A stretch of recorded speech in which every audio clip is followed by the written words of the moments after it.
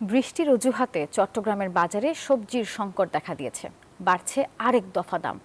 আলু এবং কাঁচা পেঁপে ছাড়া বেশিরভাগ সবজির দাম ৮০ টাকার উপরে। আর তাই ক্রেতারা এখন হতাশ। ভরা মৌসুমেও ক্রেতাদের নাগালের বাইরে ইলিশ। ১ কেজি ওজনের ইলিশের দাম ২,৪০০ টাকা ছাড়িয়েছে। বেড়েছে অন্যান্য মাছ সহ ব্রয়লার মুরগির দামও। চট্টগ্রাম থেকে বাজার পরিস্থিতি নিয়ে আরও জানাচ্ছেন নয়ন বড়ুয়া জয়।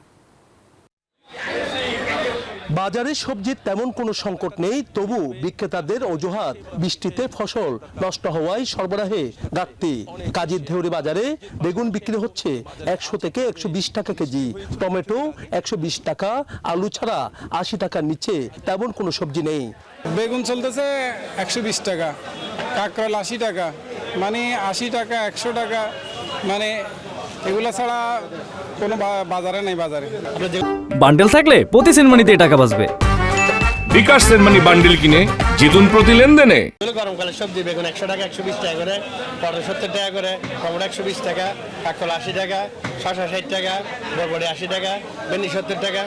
ভরা মৌসুমেও সমুদ্রে তেমন ইলিশ ধরা পড়ছে না জেলেদের জালে, তাই পদ্মা ও মেঘনা নদীর ইলিশ দখল করছে বাজার। ১ কেজির বেশি ওজন হলে দাম হাঁকা হচ্ছে ২৮০০ থেকে ৩,০০০ টাকা। ৪,০০০ টাকা করে ১ কেজি, তো ৪,০০০ একটা খাওয়া সম্ভব নেই। পকেটে পয়সা নাই, সাধারণ মানুষের ঘরে এই টাকা দিয়ে মাছ খাওয়া, ২,৫০০ টাকা দিয়ে মাছ খাওয়ার মতো সঙ্গতি নেই। যে মাছ এখানে আপনার ৬০০ টাকা, অন্য বাজারে দেখবে এটা ৫০০ টাকা।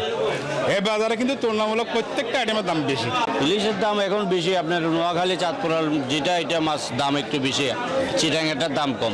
বর্তমানে 1 কেজি মাছ চলতেছে আপনার ২৪-২৫০০ টাকা, 1 কেজি ১০০ গ্রাম, আর ওটা হয়েছে ৯০০ গ্রাম, ওটা চলতেছে ২২০০ টাকা। ব্রয়লার ও সোনালী মুরগির পাশাপাশি ডিমের দামও বেড়েছে। অসুবিধা নেই।